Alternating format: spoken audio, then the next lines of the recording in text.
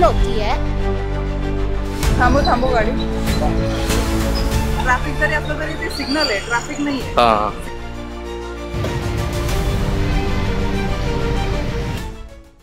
नमस्कार, PC news मध्ये आपल्या सर्वांचं स्वागत। मित्रांनो, आपण ज्या भागात उभे आहोत, आपण पाठी जर पाहिलं तर माझ्या पाठी महानगरपालिका आहे आणि त्याच्या समोर जो रस्ता आहे तो जुना मुंबई हायवे म्हणून ओळखला जातो।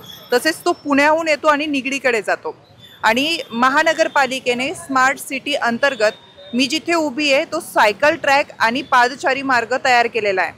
पण इथे जेव्हा मागे ट्रॅफिक लागतं किंवा सिग्नल लागतं तेव्हा या पादचारी मार्गावरून लोक सर्रासपणे गाड्यांची ये-जा करतात। खाली एवढा मोठा रोड असताना देखील या सायकल ट्रॅकवरून गाड्या नेल्या जातात, वाहनं नेली जातात आणि बऱ्याचदा इथे पार्किंग देखील केली जाते। आता हे प्रशासन महानगरपालिका जी काही आहे तिथून हा रस्ता जर कधी समोर बघितलं तर लगेच दिसतो। रस्ता एवढा मोठा वाहन चालकांना दिलेला असताना पादचारीसाठी हा जो काही रस्ता बनवलेला आहे त्यावरून जाता येत नसेल किंवा तिथेही वाहनांची गर्दी होत असेल तर यावर कारवाई कोण करणार? स्मार्ट सिटी अंतर्गत भरपूर काही विकास करण्यात आलेला आहे, पण तरीही जर कधी या समस्यांकडे लक्ष दिलं जात नसेल तर हे प्रॉब्लेम कसे सॉल्व्ह होणार आहेत? या ज्या काही महिला आहेत या रोज संध्याकाळी इथून चालतात।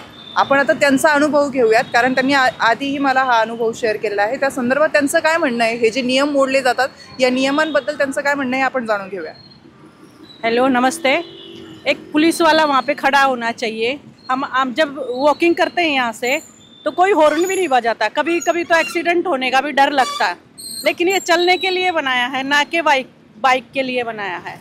इसलिए क्या है, उधर एक पुलिस वाला या फिर कोई खड़ा होना चाहिए जो इनको रोक सके।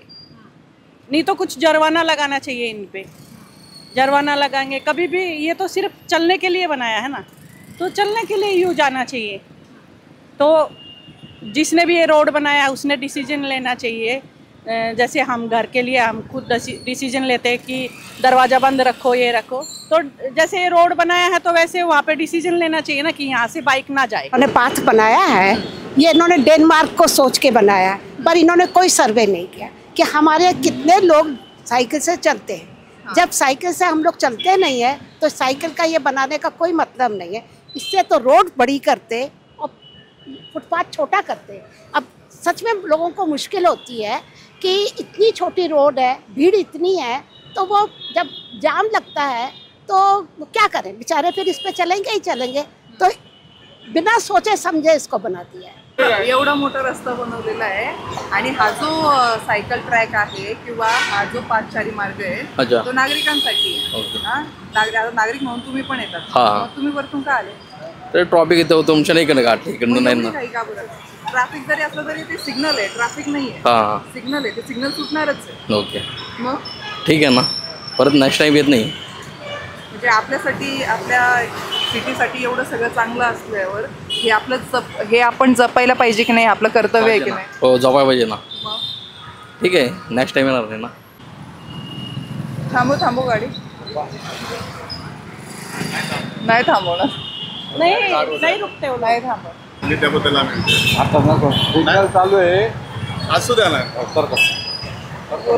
चुकीचं काम कर।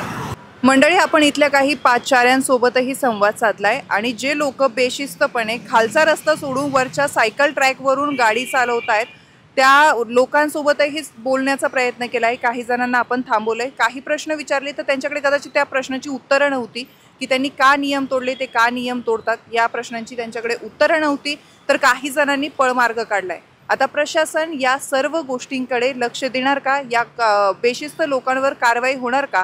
हे पाहणं आता महत्त्वाचं ठरणार आहे। यासह आपण इथेच थांबतोय। पाहत रहा पीसी न्यूज।